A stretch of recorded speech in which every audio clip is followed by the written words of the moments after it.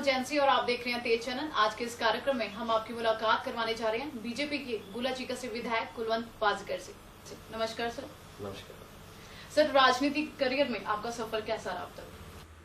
बहुत बढ़िया, क्योंकि गुलाचीका एक महसूस कर रहा था कि बहुत पिछड़ता जा रहा है, तो मैं राजनीति में आया तो आगे कोशिश की बढ़ने की, तो विकास बहुत होने वाला था। जो लोग महसूस कर रहे थे उन दिक्कतों को दूर करने के लिए मैं लगा और वो काम सभी होते गए, तो इसीलिए मैं अच्छा महसूस कर रहा। सर, विधायक बनने के दौरान आपको कितनी मुश्किलों का सामना करना पड़ा? दिक्कतें तो बहुत आई, क्योंकि मैं एक साधारण परिवार से था। एक नेहरू युवा विकास मंडल द्वारा मैं एक समाज सेवा के कार्य कर रहा था, तो करते करते एकदम राजनीति में आना पड़ा मौके की स्थितियों को देखते हुए। तो दिक्कतें, क्योंकि बड़े बड़े धुरंधर थे यहाँ जो लोगों में एक राजा की तरह राजनीति करते थे जी। तो वो आगे किसी को बढ़ने नहीं दे रहे थे, नए आदमी को कामयाब होने नहीं दे रहे थे। तो दिक्कतें आई, लेकिन जब माननीय मुख्यमंत्री मनोहर लाल जी एक अच्छे नेक इंसान मिले तो उनके साथ काम करने का अच्छा मौका मिला। जो हमने कहा वो हुआ, तो इसलिए अच्छा महसूस कर रहा हूँ, तो अब कोई दिक्कतें नहीं है। सर, जैसे कि सारों को पता है कि 2440 वोटों से आपने जीत प्राप्त की थी, उसके पीछे लोगों को कहना है कि कहीं ना कहीं आप डेरा प्रेमी थे, ये वजह थी? नहीं, डेरा प्रेमी भी हूँ, लोगों ने साथ दिया, प्रेमियों ने साथ दिया, राधा स्वामियों ने भी साथ दिया और भी बहुत सामाजिक मित्रों ने साथ दिया। यहाँ जितनी सिख कम्युनिटी है मेरा, उन्होंने भी साथ दिया। तो विधायक कोई किसी एक पक्ष से नहीं, सभी मिलजुल कर सब बनाते हैं, सबने साथ दिया और बहुत बढ़िया रहा। सर, विधायक बनने के बाद आपने 12वीं क्लास की परीक्षा दी थी, उसके बारे में आप क्या कहेंगे? आपको नहीं लगता कि विधायकों के लिए एक एजुकेशन लेवल होना चाहिए या लॉ ऑर्डर बनना चाहिए कोई? हाँ, बिल्कुल सही बात है। तो विधायक बनने के बाद मैंने भी महसूस किया, जब माननीय मुख्यमंत्री जी ने हमें कंप्यूटर दिए ताकि वो कंप्यूटर पे काम करें, तो मैं तब किसी कारणवश पिछड़ गया था, मैं पढ़ाई नहीं कर पाया। तो मैंने ये महसूस किया कि वाकई में पढ़ाई की जरूरत है, तो मैंने +2 पास की, पेपर दिए मैं पढ़ाई भी करता रहा, क्योंकि मेरे बेटे के साथ बैठ के मैं पढ़ाई भी करता रहा, 2-3 घंटे टाइम ये भी निकालता रहा। लेकिन उसके साथ साथ मैं लोगों को, बच्चों को एक उदाहरण भी मिले कि पढ़ाई कितनी ज्यादा जरूरी है। क्योंकि अगर एक विधायक इस मौके पे आके भी पढ़ाई कर सकता है, तो हम क्यों नहीं पढ़ाई कर सकते? तो इसीलिए जब बच्चे कहते थे कि विधायक जी आप भी इस वक्त पढ़ाई कर रहे हो, तो हमारी यहाँ ये जरूरत है, जो वो जरूरत बताते थे, चाहे वो स्कूल की हो, चाहे वो कॉलेज की हो, चाहे वो IT बिल्डिंग की हो, और वो भी मैं साथ साथ पूरी करता रहा ताकि मुझे ध्यान रहे। तो इसीलिए मैं वो भी लगातार लगा। सर, हरियाणा सरकार के लिए बहुत ही अच्छी बात है कि 22वां एम्स हॉस्पिटल यहाँ पे बन रहा है, उसके बारे में आप क्या कहेंगे? देखिए, माननीय नरेंद्र मोदी जी हैं जो, वो एक देश की सेवा करना चाहते हैं जी। वो चाहते हैं कि हमारा देश तंदुरुस्त हो और आगे बढ़े। तो इसीलिए वो एक एम्स नहीं, और भी बहुत कोशिश कर रहे हैं। जिस तरीके से आयुष्मान बीमा योजना जो चलाई है, तो उससे कितना ज्यादा फायदा होगा। 5 लाख रुपए एक परिवार के सदस्य को अगर इलाज के लिए, ऑपरेशन के लिए, बहुत से अगर कोई दिक्कतें हैं, बीमारियां उनके लिए जो मिलेंगे, तो एक सर्कल ठीक हो जाता है। क्योंकि कोई भी आदमी जो ठीक ढंग से अपना परिवार चला रहा है, अगर उस पर मजबूरी पड़ जाए तो वो बेचारा गरीब होकर BPL में चला जाता है। तो अगर उसको सरकार द्वारा इस तरीके से सहायता मिले और दोबारा उसको कोई दिक्कत ना आए, क्योंकि एक तो उसका रोजगार रुक जाता था, एक बीमार हो जाता है, वो कर्जे में आ जाता था, तो इसलिए सारा सर्कल बिगड़ जाता था। तो 5 लाख रुपए एक आयुष्मान बीमा योजना के तहत जो सरकार ने देना एक बहुत बड़ी बात है, अच्छी बात है। तो इसीलिए एम्स बने तो बड़ी खुशी होगी। जी जी। सर, जो आने वाली MP इलेक्शन है, तो उसमें आप अपना कॉम्पिटिटर कौन सी पार्टी को समझते हैं? कांग्रेस पार्टी, इनेलो पार्टी की आम आदमी पार्टी? मैं तो कहूंगा कंपटीशन में कोई है ही नहीं अब, क्योंकि हर आदमी चाहता है, देश के प्रति भावना है कि हमारा देश आगे बढ़े। और माननीय नरेंद्र मोदी जी से ज्यादा देश की भलाई कोई नहीं कर सकता, चाहे वो कांग्रेस पार्टी है, चाहे कोई और अन्य पार्टी है। तो इसलिए मुकाबले में तो कोई, मैं किसी को मानता ही नहीं, लेकिन आपने मानना है तो जो 2 नंबर पे आएगा उसे मुकाबले में मान लेना, जो आएगा पता लग जाएगा। सर, आप पे पत्रकारों और समाजसेवी लोगों पे हमला कराने के आरोप थे, उस बारे में आप क्या कहेंगे? नहीं, ऐसा तो कोई बात नहीं है। मैंने तो कहीं आज तक ऐसी कोई ना कभी सोची है। अगर किसी का आपस में कोई झगड़ा हो तो वो हो सकता है, लेकिन मेरा कोई ऐसा किसी के साथ ना वैर विरोध है ना मैंने कभी ऐसी बात की। तो अब बात एक है कि राजनीतिक आदमी जो आज तक विधायक रहे हैं, जितने गुलाचिका में विधायक रहे हैं, सभी चुनाव मैदान में थे, वो देखते हैं कि एक आम आदमी विधायक बन गया और एक आम आदमी विधायक बन के इतना आगे बढ़ रहा है, लोगों के काम कर रहा है, वो मेरे को रोकने के लिए इस तरीके से वो फालतू की बातें, फालतू की फुआएं करते हैं। लेकिन ऐसा कुछ नहीं है। मैं तो अगर मेरे को भी अगर कोई कुछ बोल जाए तो मैं तो सहन करता हूं, क्योंकि जितना ज्यादा समय मैं लोगों को मिलने के लिए देता हूं, इतना कभी कोई समय नहीं दे सकता। जितना ज्यादा विकास मैंने किया है, मैं चैलेंज करता हूं आज तक के जितने भी विधायक रहे हैं, सभी के सभी आ जाए मैदान में, जितने भी थे, तो आके वो मेरे को पूछें कि जितना उन्होंने 70 साल में काम किया है उससे ज्यादा मैंने विकास किया है। मैं हर आदमी की कदर करता हूं। हमारी पार्टी अच्छी है, हमारी नीयत अच्छी है, हमारी नीति अच्छी है, तो इसलिए उनको और कोई तरीके मिलते नहीं, तो इस तरीके की फालतू बातें करते रहते हैं और इसका कोई मतलब नहीं होता। सर, प्रधानमंत्री नरेंद्र मोदी जी ने 3000 करोड़ रुपए की लागत से गुजरात में सरदार वल्लभ भाई पटेल की प्रतिमा तैयार की है, जबकि इतने पैसों से 300 गांवों को स्मार्ट सिटी में विकसित किया जा सकता था। ये उन्हें गलत किया कि सही किया, इस बारे में आप क्या कहेंगे? देखिए, वल्लभ भाई पटेल एक लौह पुरुष के नाम से जाने जाते हैं जी। उनको देखकर आम जन की भावना बनती है, उससे सीख लेनी चाहिए कि एक इतनी बड़ी शख्सियत जिसने हमारे देश के लिए, समाज के लिए कितना बड़ा अच्छा कार्य किया, जिसने कितनी बड़ी विरासतों को एक करके देश को आगे बढ़ाया, तो उनका नाम होना चाहिए। मैं तो ये कहूंगा कि जिस तरीके से दूसरे पार्टी वाले, कांग्रेस वाले ज्यादातर ऐसी बात करते हैं कि वहां पैसा खराब हुआ है, तो मैं उनको एक बात पूछना चाहूंगा कि जो वो घोटालों में पैसा खराब करते थे, बहुत तरह तरह के हर रोज घोटाले होते थे, वो पैसा जो खराब करते थे उनको वो नहीं दिखता था। एक अच्छे काम का पैसा जो है वो तो इनको दिखने लग गया। तो इसीलिए वो मोदी जी ने जो काम किया है बहुत बढ़िया किया है, उनको देख के हमारी भावना और अच्छी होती है, तो बहुत बढ़िया काम है। मैं तो कहूंगा बहुत ठीक किया है। सर, कहीं ना कहीं सुनने में ये भी आया कि जो जमीन खरीदी है मोदी जी ने, जिन लोगों से खरीदी है उनको अभी तक कोई पैसा नहीं मिला, उस बारे में आप क्या कहेंगे? नहीं, ये तो कुछ दूसरी पार्टी वाले ही लोग कह रहे होंगे, ऐसा पैसा नहीं मिला, ऐसा तो हो ही नहीं सकता। नरेंद्र मोदी जी तो एक ग्राउंड लेवल पे, एक जो पिछड़ापन में जो जितना भी जो एक अंत्योदय पीछे आदमी बैठा है, हर की मदद करते हैं, तो वो ऐसा तो हो ही नहीं सकता। ऐसा काम वो क्यों करेंगे? तो इसीलिए वो सबको पैसे मिले होंगे, ये तो फालतू की फुआएं होंगी। तो जहां जहां, मैं तो हरियाणा की बात कहूं कि जहां जहां भी अगर सरकारी किसी कार्य में जमीन की आवश्यकता पड़ी है, तो लोगों ने आगे बढ़ के दी है जमीन, क्योंकि सरकार ने उसको पूरा पैसा दिया है, पूरी सुविधाएं दी। सर, जैसे नशे को लेकर आजकल नौजवान ओवरडोज लेके मर रहे हैं, और जो कर्जे के नीचे दबकर किसान आत्महत्या कर रहे हैं, उस मामले पे आप क्या कहोगे कि कहीं ना कहीं कानून की कमजोर नीति है, या सरकार की कमजोर नीति है, या कानून नहीं ऐसा बना सके जो इसकी नकेल कर सके? कानून हमारे हरियाणा का भी और पूरे हिंदुस्तान का भी बहुत बढ़िया है जी, लेकिन ये जो नशे की बात कर रहे हैं, नशा एक सामाजिक बुराई है। ये नशे को हम समाज वाले मिलके दूर कर सकते हैं। हर रोज लोग पकड़े भी जाते हैं, उनको जेल भी होती है, उनको जेल में किया जाता है, लेकिन फिर भी एक सामाजिक बुराई तो हम सब मिलके दूर कर सकते हैं। अब जिस तरीके से पीछे पंजाब में लगातार ये बातें उड़ रही थी कि वो पंजाब नशे में धकेलता धकेलता बहुत ज्यादा पीछे चला गया, तो मुझे भी, हमें भी नुकसान हुआ इस चीज का। हमारा पंजाब भी हमारा ही है, पंजाब किसका है? तो लेकिन उसके साथ साथ जो हमारा हरियाणा है, मेरा बॉर्डर पे एरिया पड़ता है, तो इस हरियाणा की हद है जो, वहां भी पंजाब से बहुत से इस तरीके से जो नशे बिकते थे, नशे लोग वहां से खा के आते हैं, तो ये बड़ी दिक्कत है।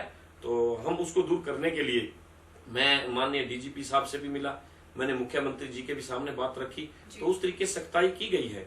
तो अब पहले से नशा कम होता जा रहा है। तो नशा तो कोई आज से थोड़ा है, शुरू से चलता आ रहा है, लेकिन सरकार उसको रोकने का कार्य कर रही है। कभी कोई सरकार नहीं कहती कोई नशा करे, क्योंकि हमारे मुख्यमंत्री माननीय मनोहर लाल जी हैं, आपको पता है नशे के कितने खिलाफ है। हमारे प्रधानमंत्री माननीय नरेंद्र मोदी जी हैं, वो आपको पता है नशे के कितने खिलाफ है। मैं यहाँ से विधायक हूँ और मैं डेरा प्रेमी हूँ, डेरा सच्चा सौदा से जुड़ा हुआ हूँ, और मैं तो क्या, मेरे परिवार ने कसम खाई हुई है कि कभी ना नशे खाए, ना नशे खाने वालों में किसी की हेल्प की, और ना नशे बिकने वालों की हेल्प की। हमने तो हमेशा नशे के विरोध में चले हैं। सर, आज की जनरेशन को, आज के नौजवानों को जो आगे देश को बढ़ाएंगे, उनको क्या संदेश देना चाहोगे आप? मैं तो ये कहना चाहूंगा कि हमारे देश को आगे बढ़ाने के लिए भारतीय जनता पार्टी का साथ दें, माननीय नरेंद्र मोदी जी का साथ दें, मनोहर लाल जी का साथ दें, ताकि हमारा देश एक अच्छी दिशा में जा रहा है और देश आगे बढ़ रहा है। देश विश्व गुरु बनेगा, क्योंकि पहले सोने की चिड़िया कहा जाता था हमारे हिंदुस्तान को, तो उसके बाद बीच में कांग्रेस ने जब राज किया और इस तरीके से राज किया, वो सोने की चिड़िया के पंख पाड़ दिए। वो कहाँ है, आज सोने की चिड़िया नहीं कहा जाता। लेकिन अब हमें उम्मीद जागी है कि माननीय नरेंद्र मोदी हमारे देश को एक विश्व गुरु बनाने की तरफ लेके जा रहे हैं। वो सोने की चिड़िया नहीं, सोने का बब्बर शेर बनाएंगे, ये हमें विश्वास है। तो जिस तरीके से माननीय नरेंद्र मोदी जी कहते हैं कि काम ज्यादा से ज्यादा समय करना चाहिए, 18 घंटे करना चाहिए, उस नीति को देखते हुए, उनके रास्ते पे चलते हुए मैं 18 घंटे लगातार हर रोज काम करता हूं।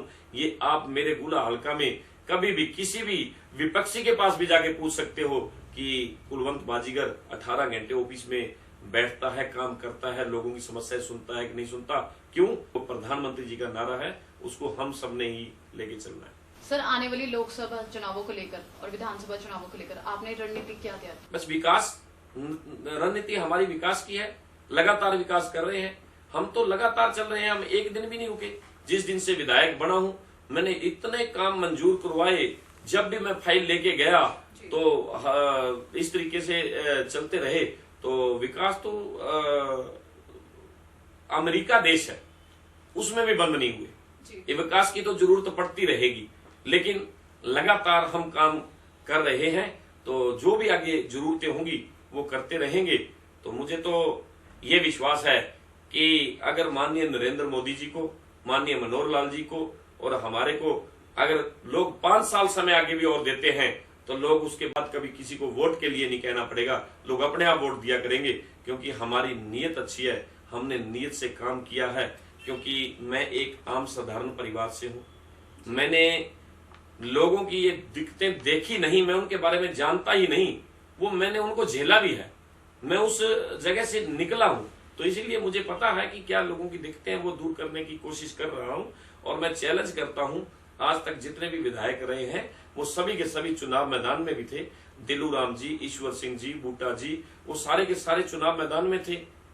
तो उन्होंने क्या कुछ किया है, हमने क्या कुछ किया है, मैंने उनको चैलेंज भी किया है कि वो कभी भी कहीं भी मीडिया के बीच में सामने आए। एक तरफ वो सभी बैठे, एक तरफ मैं बैठता हूँ। मैंने उन सबसे ज्यादा अगर विकास गुला चिका में करवाया हो तो वो मुझे माने और लोगों को अच्छा संदेश दें। अगर मैंने विकास नहीं करवाया तो मैं उनके गले में माला डाल दूंगा, मैं उनको नेता मान लूंगा। एक बार सामने तो आए। सर, अपने विकास कार्यों के बारे में बताएं। मेरा गुला हल्का बड़ा पिछड़ा हुआ था, हर चीज में, शिक्षा में लगाओ, चिकित्सा में लगाओ, क्योंकि यहाँ जरूर जो लोग महसूस कर रहे थे, इसीलिए मैंने यहाँ एक बेटियों का कॉलेज बनवाया ताकि मेरी बेटियां पढ़ सके। मेरे गुला में कोई IAS, कोई IPS, कोई डॉक्टर, इंजीनियर कोई बेटी नहीं थी, तो इसीलिए शिक्षा में मैंने आगे बढ़ाने की कोशिश की। उसके अलावा जैसे स्कूल अपग्रेड होने वाले थे, 12 स्कूल अपग्रेड करवाए। एक ITI की बिल्डिंग 4 करोड़ 47 लाख रुपए की लागत से वो बनवाई। और उसके अलावा जितने भी मेरे गुला चिका में स्कूल थे, कभी भी किसी राजनीतिक आदमी ने वहां ग्रांट नहीं दी। और जो स्कूल थे उनमें लोग महसूस करते, जैसे वहां रास्ते बनने वाले हैं, कहीं शौचालय नहीं थे, कहीं कंप्यूटर लैब की जरूरत थी, कहीं बिजली की जरूरत थी, वहां RO वगैरह बनाया, कहीं स्कूलों में जिम वगैरह देने की जरूरत थी। तो इसीलिए मैंने शिक्षा में आगे बढ़ाने के लिए 3 करोड़ रुपए लगभग स्कूलों में भी दिए। तो अगर बात करें हम जिम्मेदारों की, तो यहाँ पावर हाउस, जिम्मेदार को जरूरत क्या है, बिजली की जरूरत है, पानी की जरूरत है। मैंने 11 पावर हाउस मंजूर कराए और एक मिट्टी पानी जांच लैब जो कि लगभग बनके तैयार हो चुकी है 47 करोड़ 85 लाख रुपए की लागत से। नहरों में पानी, जैसे Markanda distributary, Urlana minor, Paharpur minor, Papsar minor, 59 crore रुपए मंजूर कराया और सभी मैंने टेल तक पानी पहुंचाया।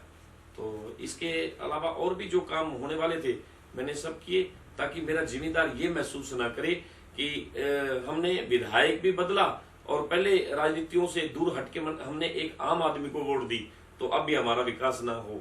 तो इसीलिए मैंने लगातार विकास किया और वो मैं करके दिखा रहा हूँ। और उसके अगर बात करें हम सड़कों की, गुला चिका में गांव टू गांव जोड़ने वाली सड़कें नहीं थी, बहुत कम थी। लगभग 60-65 सड़कें ऐसी जो गांव टू गांव जोड़ने वाली बनाई। और शहर में जैसे 4 लाइन 43 करोड़ 88 लाख रुपए की लागत से एक 4 लाइन बनवाई, जो कि बीच में स्ट्रीट लाइटें लगी हुई हैं, बहुत बढ़िया 4 लाइन बनी है। तो इस तरीके से बड़ी दिक्कतें थी, वो मैंने दूर की। अगर नौजवानों की बात करें कि नौजवान नशे की तरफ ना जाए और वो खेलों की तरफ जाए, स्टेडियम मैंने 4 स्टेडियम मंजूर कराए, एक भोजपुर में लगभग बनके तैयार हो चुका है, आप देख सकते हो मौके पे। लेकिन काम तो जनता बताएगी कि वाकई में काम हुए हैं। हमने तो काम करते रहना है, ये जनता महसूस करे। बाकी और शहर की अगर सुंदरता के लिए बात करें या सुविधा की बात करें, जैसे रेस्ट हाउस की जरूरत थी, यहाँ हमने 2 रेस्ट हाउस बनवाए। यहाँ एक छोटा सा रेस्ट हाउस बना हुआ था और उस रेस्ट हाउस में एक कमरा था। कभी यहाँ कोई वीआईपीज नहीं ठहरता था, कभी कोई मंत्री नहीं आता था, कभी कोई केंद्र से कोई अगर मंत्री आ रहा है या अफसर आ रहा है तो यहाँ नहीं ठहरता था, वो या पटियाला या कैथल जाता था। तो इसीलिए मैंने एक बहुत बढ़िया वीआईपी रेस्ट हाउस भी बनाया है, एक इरिगेशन का रेस्ट हाउस बना है, वो लगभग बन के तैयार हो चुका है। एक यहाँ फायर ब्रिगेड की जरूरत थी, तो विधायक बढ़ते ही मैंने फायर ब्रिगेड की गाड़ी भी एक नई मंगवाई और उसके अलावा 1 करोड़ 70 लाख रुपए की लागत से एक वहां ऑफिस भी बनाया और उसमें मौके पे ड्राइवर इमरजेंसी वो बिल्कुल तैयार रहे, ताकि कहीं भी कोई ऐसी घटना हो तो वो 3 मिनट में ड्राइवर गाड़ी में बैठे और वहां मौके पे पहुंचे। सर, जैसे कि आपने अपने विकास कार्यों के बारे में बताया, वहीं आगे बयान आया था कि लोगों ने, बनेड़ा वाले गांव के लोगों ने आप पर हमला किया था पद यात्रा के दौरान, उसके बारे में आप क्या बताएंगे? कि उन्होंने कहा कि आप विकास कार्य सिर्फ बोलते हैं, आपने किए नहीं। देखिए, गुलाचिका में 1,72,000 वोट है जी, जिसमें से लगभग 36-37 वोट मुझे मिली जी। उसमें से लगभग 1,30,000 वोट दूसरी पार्टियों को पड़ी, क्योंकि जितने भी आज तक गुला में विधायक रहे हैं वो सभी मैदान में थे। और जब उनको वो इतनी वोट पड़ी है तो वो लोग उनके साथ जुड़े हुए थे, वो ये महसूस करते हैं कि विधायक को किसके साथ जुड़े हुए हैं वो बनना चाहिए था, क्योंकि उनके अपने पर्सनल आदमी भी होते हैं। तो इसीलिए सभी तो कोई खुश नहीं हो सकते, वो दूसरी पार्टी वाले ये देख रहे हैं कि इतना विकास हो रहा है, सभी लोग इनके साथ जुड़ते जा रहे हैं, क्यों ना हम ये फालतू की बेफवाहें उड़ाएं या फालतू के इस तरीके से पंगे करें ताकि विकास रुके और गुला हल्का आगे ना बढ़े। उनकी सोच ही सदा ये रही है। तो इसीलिए उस गांव में लगभग 90% आज भी मेरे साथ हैं, लेकिन 100% तो कहीं भी नहीं हुआ करते। सर, कहीं ना कहीं आपकी पार्टी के लोग आपका विरोध करते नजर आए, बल्कि विपक्ष पार्टी की टीम ने कभी विकास को लेके आपके ऊपर इल्जाम या कुछ भी नहीं लगाए। उन्होंने नगर पालिका चीका परिषद जो अमनदीप शर्मा है, आए दिन आप पे आरोप लगाते हैं कि आप विकास में बाधा डालने की। देखिए, नगर पालिका में जो चेयरमैन बनी है उनके साथ ना तो बहुमत है, क्योंकि उस वक्त राजकुमार सैनी ने किसी तरीके से साथ उनका दिया और वो बिल्कुल मुकाबले पे जाके वो बने, और मुझे भी सहमत होना पड़ा ताकि कोई एक आदमी अगर अच्छे काम करेगा तो बने। मैंने भी खुद उसको वोट किया था, लेकिन उसके बाद वो राजनीति में हमारे साथ वो ताल नहीं जोड़ रहे और वो विकास नहीं करना चाहते, क्योंकि उसके साथ जो आदमी 2-3 ऐसे जुड़े हुए हैं, एक इनेलो का टिकट का दावेदार है और एक यहाँ बलकार सिंह बल्लू, एक ऐसा आदमी जो बिल्कुल सदा से खानदानी इनेलो के साथ है और वो बिल्कुल हमारी तरफ आ ही नहीं सकता। आज उसके साथ 5 पार्षद हैं और 12 पार्षद बहुत अच्छे समाज सेवी हैं, वो विकास करना चाहते हैं। 2 पार्षद नॉमिनेट हैं, 12 और 2 14। 14 पार्षद कहते हैं हम विकास करें और वो विकास करना चाहते हैं, लेकिन वो 5 पार्षद जो चेयरमैन है उसके पास बहुमत है नहीं, लेकिन हर रोज आरोप लगाते रहते हैं, बेतुकी बात करते रहते हैं। शहर में हमने काफी विकास करने की कोशिश की है और विकास किया भी है। मैंने बेटियों का कॉलेज बनाया, वो शहर में है। नहर अंडरग्राउंड कराई, वो शहर में है। हॉस्पिटल में 4 करोड़ 5 लाख रुपए मंजूर करवा के लेके आया, वो शहर में है। तो नहर अंडरग्राउंड कराई है, वो शहर में है। फायर ब्रिगेड की मशीन बनाई है, वो शहर में है। 4 एम्बुलेंस दी है मैंने, वो शहर में है। पहलवानों को कभी कोई ग्रांट नहीं देता था, तो मैंने 10.5 लाख रुपए से एक बहुत बढ़िया हॉल बनाया ताकि नौजवान वहां जिम करें, कुश्तियां करें, वो भी शहर में है। एक वीडियो दफ्तर बनने लग रहा है, वो शहर में है। रेस्ट हाउस 2 बने हैं, वो शहर में है। तो कहने का मतलब ये है, मैंने शहर में बहुत विकास करवाया और शहर में जितनी भी संस्थाएं हैं, संस्थाओं को आज तक किसी विधायक ने पैसा नहीं दिया था। मैंने लगभग 1.5-2 करोड़ रुपए संस्थाओं को ग्रांट दी है, तो इसलिए शहर में मैंने बहुत करवाया है। और शहर में हुड्डा में प्लास्टिक की सड़कें बना रहे हैं हम। देखो, कितनी सुंदर सड़कें बन रही हैं। माननीय मुख्यमंत्री जी ने मुझे ग्रांट दी और वो काम शुरू हुआ है, तो इसीलिए शहर में विकास हो रहा है, ऐसी कोई दिक्कत नहीं। सर, कम्युनिटी हॉल को लेके भी काफी सवाल खड़े हुए थे यहाँ पे कि नगर पालिका वाले लोग कह रहे हैं कि जो कम्युनिटी हॉल बनाया है वो आपके गांव कलर माजरा में बन रहा है और नगर पालिका चीका को वो नजदीक नहीं हो रहा, वो उसके गांव में नहीं आ रहा। तो कहीं ना कहीं उनका कहना है कि आप उनके गांव का पैसा अपने गांव में लगा रहे हैं। इस बारे में आप क्या कहेंगे? देखिए, मैंने बताया है कि ये तो राजनीतिक आदमी किस तरीके से किसी की काट करते हैं, किसी की उंगलीबाजी है, क्या वो पंगा पाना चाहते हैं जी। कम्युनिटी हॉल 17 वार्ड में मंजूर करवाया है जी। और वो माननीय मुख्यमंत्री जी ने पैसा दिया है, ग्रांट दी है, ना कि वो किसी का पैसा है। और मुख्यमंत्री जी ने ग्रांट डाली है और वो चौक से 1.5 किलोमीटर की दूरी पे है। अब एक बात बताइए, अगर कहीं भी हम कम्युनिटी हॉल बनाएंगे तो वो चौक से कितनी दूर बना सकते हैं? छोटा सा तो एक हमारा शहर है और उस छोटे से शहर के बीच में 1.5 किलोमीटर की दूरी पे बन रहा है, तो उसको उसमें भी उन्होंने रोक डाली। वो एक बात कहते हैं कि गांव की तरफ है। अब शहर से रास्ते तो गांव की तरफ ही जाते हैं, पेवा रोड पे है, तो इसीलिए वो कुछ भी कही जाए, बेतुकी बातें हैं, इन बातों का कोई औचित्य नहीं बनता। सर, अपने विकास कार्यों की उपलब्धियां बताएं, 5 उपलब्धियां जो कि पुराने पिछले विधायक नहीं कर पाए। सबसे पहली उपलब्धि तो मेरी थी कि मैं एक बेटियों के लिए कॉलेज बनवाऊं जी। और वो मैंने कॉलेज बनवाया जी। और दूसरा एक जनता का आम एक डीम प्रोजेक्ट था जो लगातार मांग थी, एक 4 लाइन, और 4 लाइन 43 करोड़ 88 लाख रुपए की लागत से मैंने बनाई जी। और एक मिट्टी पानी जांच लैब बनवाई और नहर अंडरग्राउंड करवाई, तो 4 एम्बुलेंस दी। तो एक तरीके से बहुत से काम है, 5 नहीं, मैं तो कम से कम भी 10 गिना सकता हूँ। तो इसीलिए बहुत विकास हुआ है। सर, अगर आपको फिर से मौका दिया जाए विधायक बनने का, तो आप क्या लोगों को, मतलब कि लोग आपको क्यों चुने? अभी मन में बहुत बातें हैं कि भूला चिका को मैं आगे और बहुत ले जाना चाहता हूँ। मेरा अगला प्रोजेक्ट ये रहेगा कि अगर मुझे दोबारा मौका देते हैं तो मैं हर गांव में पार्क बनवाऊंगा, हर गांव में जिम लगवाऊंगा, ताकि जितने भी लोग हैं वहां सैर करें, बुजुर्ग सैर करें और नौजवान है वो जिम करें और नशों से दूर रहें और शरीर तंदुरुस्त रहे। तो इसलिए ये प्रोजेक्ट है। इसके अलावा और भी मन में बहुत बातें हैं। जिस तरीके से मैंने अभी सैकड़ों काम किए हैं तो आगे भी सैकड़ों और काम करेंगे। सब पंचकुला हिंसा में जो डेरा प्रेमी की जाने गई थी, उनके लिए आपने विधानसभा से ये मांग की थी कि परिजनों को मुआवजा दिया जाए और उनको नौकरी दिया जाए। देखिए, वो एक बहुत दुखदायी घटना थी जी। जिसमें बहुत सी जानें गई, तो बहुत सा पुलिस ने नजायज किया, क्योंकि जब भी कोई बड़ा कारण होता है, सरकार का काम होता है कि उसकी देखरेख करे, उसका इंतजाम करे और मौके की परिस्थितियों के हिसाब से पुलिस की ड्यूटी लगाए जी।